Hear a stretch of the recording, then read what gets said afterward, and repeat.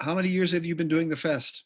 I looked it up last night. This was my 7th year this year, but, I did kind of a half of one, the year before I started doing it with you. Somebody else had, I think you were not doing it for a couple of years or something, and somebody else stepped in, and so I did sort of a half a marathon. So let's say 7 and a half. Okay. How did you find out about the fest? I found out about it through my friend Tony Hanner, who lives in Eugene. Looks like you know Tony. She is really into mail art these days. And so she told me about it. Oh, there you go. Exact. That's a great book. That was an Oregon Book Award finalist. Yeah. So yeah, Tony was just looking for people in that year when I did the half postcard fest. She was the one who got me into it, and we just had a small group, like 18 people, and we did about a half a month's worth of poems that year. And then somehow I got onto your mailing list the next year and got into the real one then. Bring her back. She's not writing there that much poetry these days, but I will work on her. Okay. What attracted you to the Postcard Fest in the first place? Um, I had been doing National Poetry Writing Month in April for a few years before that. That's also a month-long poetry writing marathon, and I really liked doing that, and I liked doing it with a group of people so that I had some accountability and a deadline. I'm very deadline oriented, and I found that it was generating a lot more material than I would normally generate within a month or even 2 or 3 or 4 months. And I wanted to find something else at another time of the year when I could write 30 poems in 30 days with a group of people like that. And that was about the same time that I heard about the Postcard Fest. So it was great timing for me. And it's very different from National Poetry Writing Month because you're writing in that small postcard space. So it's also an exercise in compression, condensation, and also you're just working on kind of a smaller canvas. So it's more conducive to doing series of poems to sort of explore one topic in a lot of different ways in these short little pieces. So it was just a good balance with NaPoWriMo. Talk about seriality. Oh, one of my favorite things. I'm actually teaching a little presentation on this on Sunday, so I've been thinking about it a lot, about poetry sequences and series of poems that are clearly and visibly related to each other, where you can just glance at them and you can say, oh, clearly this poet was doing the same thing over and over again in a way. I think it's a great way to explore a really complex topic, and I like series of poems in a series that go at that topic from wildly different perspectives.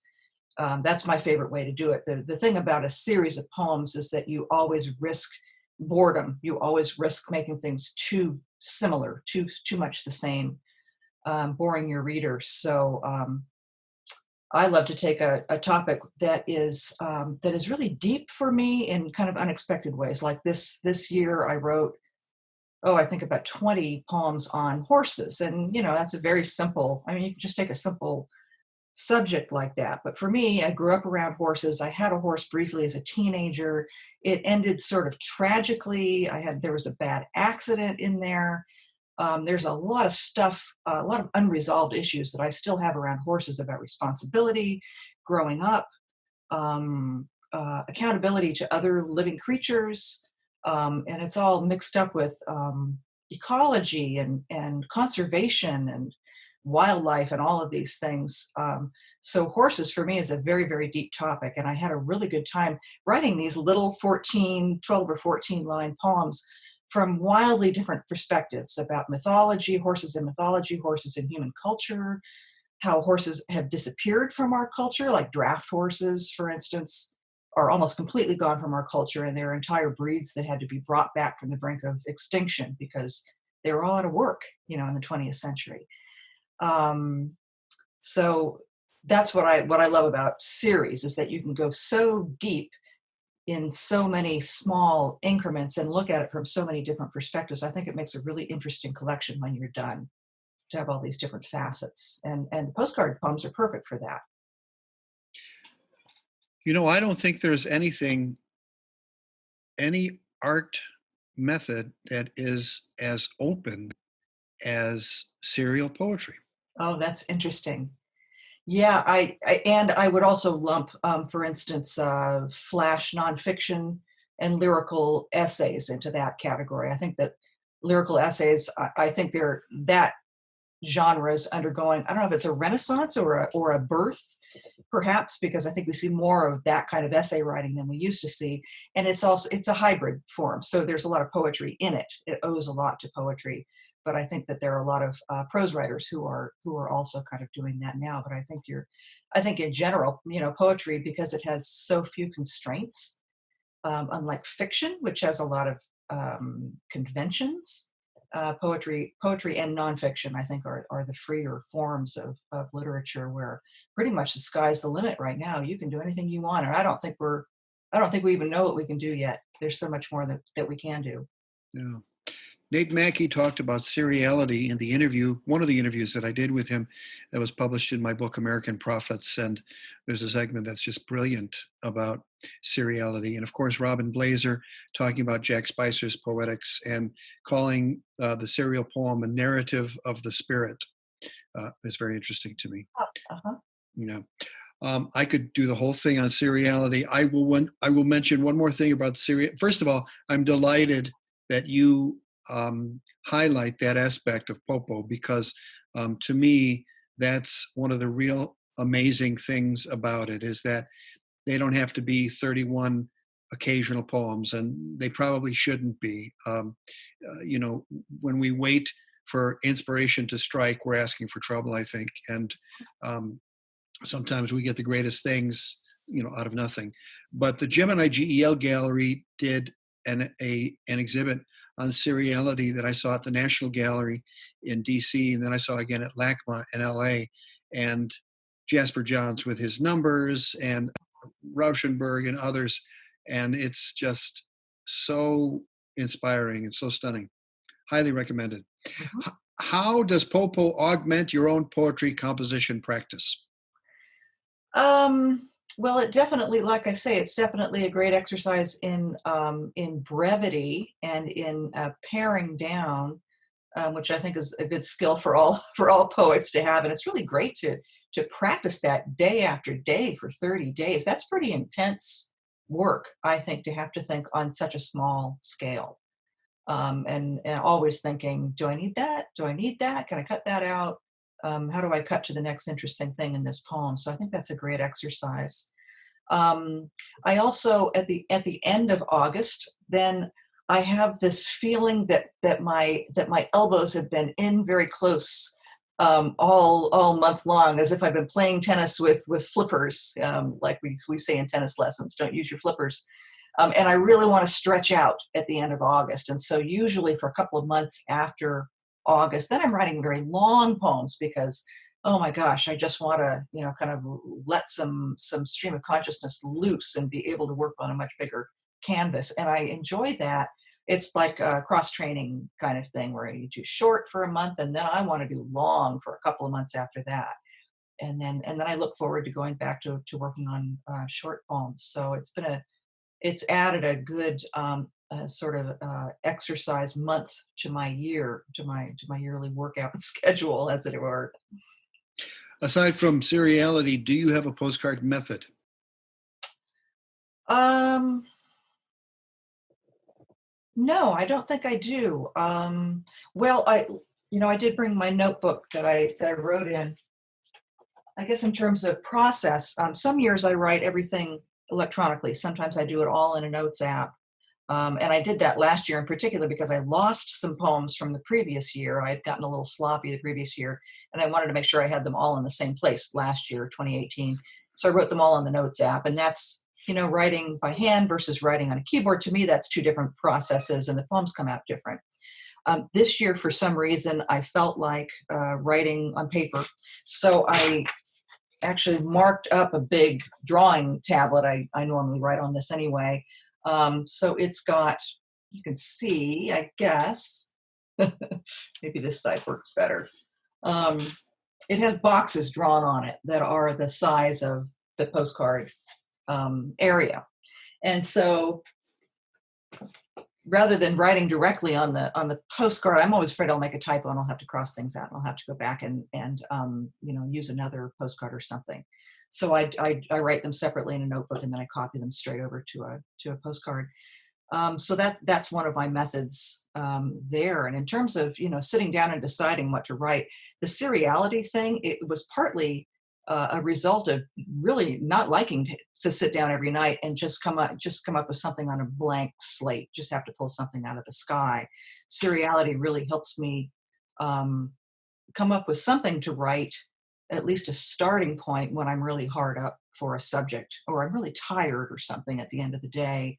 I can think, oh, okay, well, I was writing these smoke poems. Is there another smoke poem that I can think of today? And it's just like, it just narrows down the possibilities a little bit to have that seriality. So the notebook thing with the boxes, I've been doing that for probably 3 or 4 years. That helps a great deal. For me, it takes a lot of the pressure off to look at that little box and go, oh, I can fill that. Like that's not so hard. A friend of mine years ago taught me a technique very much like this, actually, which was to write poems on name tags. So she gave me sheets of those stick-on name tags that you put on yourself at a trade show or something. Hello, my name is... Yeah, it didn't have the hello part on it, but it was didn't. just a blank one. But it's that size, and those are, this big, about this big. So you can get maybe 8 lines on them. And that was a great exercise to just sit down every once in a while and try to write an 8-line poem. I really like that discipline. So this is very similar to that. Just it's so unintimidating to see that small space. Do you send bonus cards above and beyond the 31 any postcard season? I do occasionally. I have definitely the last couple of years. I send them to a few other friends who are on the list. I go down the main list, not through the whole. This was a really big list this year. I don't think I made it through the whole one, but I was like, oh, Cecilia's on it. I'll send her one, or there are a few friends on there that I definitely wanted to do it with.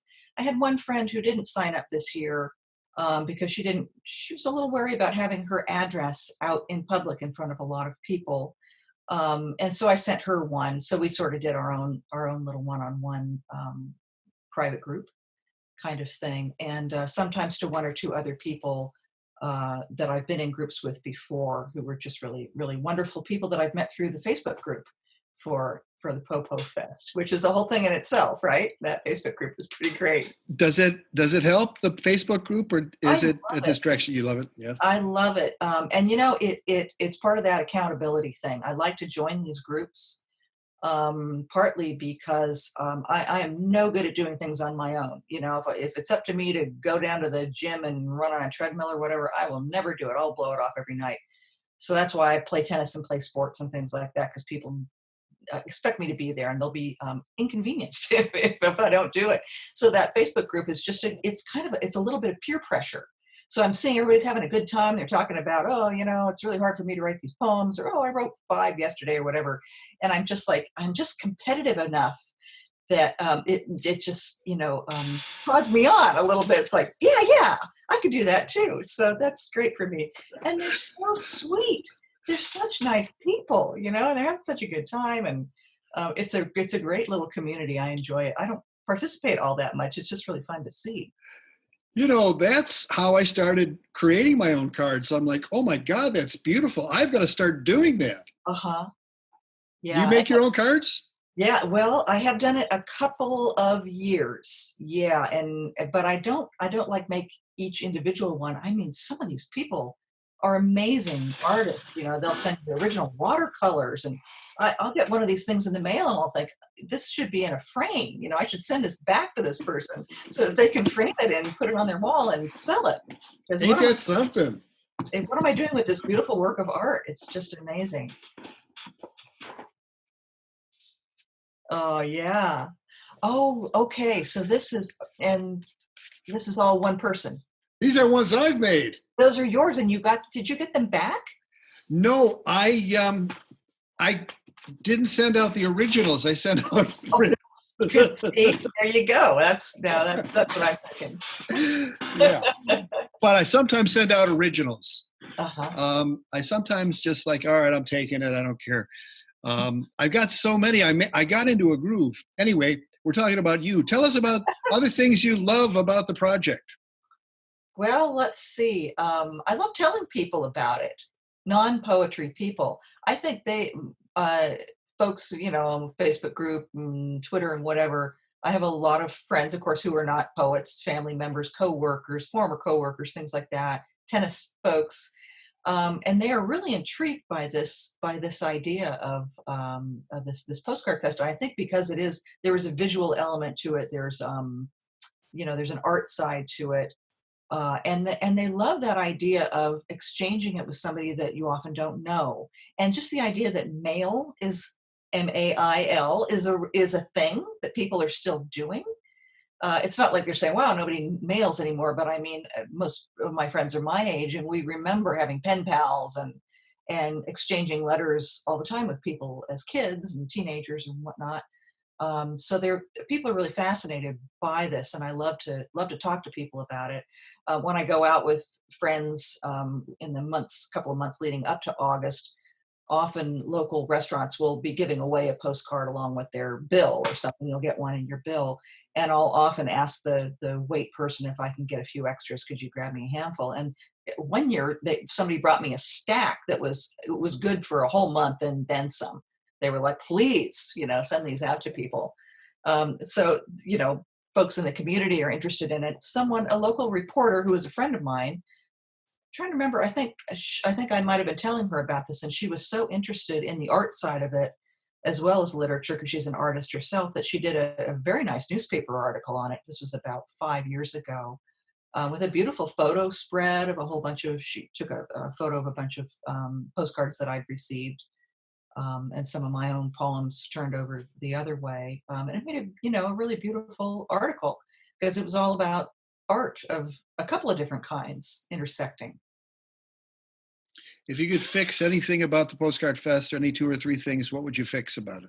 Oh, fix, gosh. Well, I was interested in my friend who was concerned about having her address being sent to all 300 or whatever people.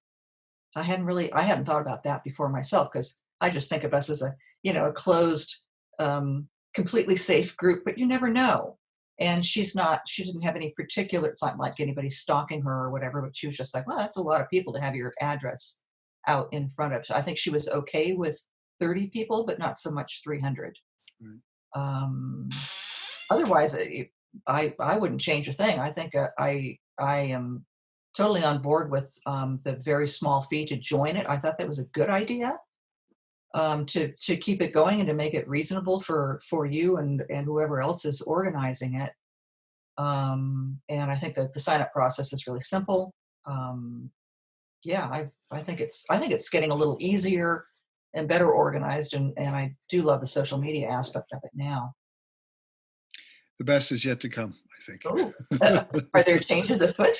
Yeah, we're going to have a new website. We're going to, Okay. instead of my cluttered site, we're going to have a site dedicated to it, and we're going to really try and get a lot of people to do the fest. So this is all part of marketing and research, Mm-hmm. and a way of highlighting some of the people who love the fest and who are interested in being interviewed. Are there any online or meet space poetry communities that you think might like to hear about the project?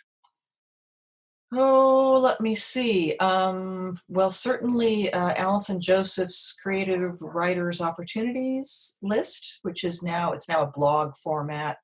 So you email her the listing, and she can pop that up on there. It's for mostly calls for submissions and contests, and sometimes job postings and things like that. And I think yours qualifies fine for that. There's some criteria for what she'll accept and what she won't. But that it's probably tens of thousands of people worldwide now. That's a great place. Trying to think of any, I can't think of any other national poetry groups that you're probably not aware of already. Or actually, I'm not aware of that many to begin with. Well, if you think of some, let us know. Okay. What advice would you have for someone considering joining the fest? I would say don't be daunted by this whole poem a day thing, which I think does turn some people off. They could do 31 poems in 58 days. Pretty much, or they can do 30 poems in 10 days, or however they want That to too. do it. Yeah, that too. Yeah, I think some people are a little bit intimidated by the idea of writing a poem a day. I think there's also a little bit of a I don't want to say attitude, but an opinion out there that I used to hold myself to, that if you do these poem a day, 30 poems in 30 days marathons, you'll never really write anything very good, because you're trying to crank out quantity over quality. And I do hear that a lot from people. And I used to think that before I started doing NaPoWriMo and the Postcard Fest as well. And I found that not to be true. In my case, I respond really well to writing under the gun. It turns out I write well with a deadline, probably better than I would otherwise, and certainly more. And the thing about the Postcard Fest is, because they are short poems, I feel like it's just very it's a very relaxed kind of feeling, only sending it to one other person. And you can just sit down and write 3 of those pretty easily, and then you're done for 3 days. Most of the time, I don't write one every day during August. I'll write them 3 or 4 at a time, and then I give myself a little break, and I'll write 3 or 4 more, and other ones kind of float in the meantime. So I find it very low pressure, and it's a great community. And if you don't make your 30 poems, nobody's going to come at you. There's nothing wrong with making it halfway through and decide, you get busy and can't do the rest. That's okay too. You can do that, or skip a few days. Sometimes I miss a few days. No problem. Do you have a postcard poem you'd like to share? Sure. Thank you for the warning that I would have to find one. I went back through my notebook here. Okay. Well, this is one of the horse poems that I wrote this year. Cloud Horse. On mornings when the mountains had clouds in their hair, sometimes we saw him grazing where we knew no horses lived. Motionless, but for the earthly pull of grass, torn one mouthful at a time. Mortal looking, would a god descend only to graze? We debated, then fought. This god was no help alone in his meadow. We tried to get his attention. We fired shots into the air. We broke all the trees around us. You got quite a lot onto that card. Yeah, that's probably 14 lines. It's very tiny, tiny handwriting. I see. That's what it is. Use tiny handwriting, or use big cards. Yeah. Amy, remind me what town you live in? Ashland, Oregon. Ashland, Oregon, the Shakespeare Festival. That's right. Lithia Springs. Lithia Park. Lithia Park, yeah, with a spring in it. The Lithia Springs are actually, they're not in the park, but yes, they're nearby. Yes. Right. Well, really grateful for your ongoing inspired participation in POPO, and thank you for your time today. Thank you for having me on. I really enjoyed it. Stay out of trouble. Ditto.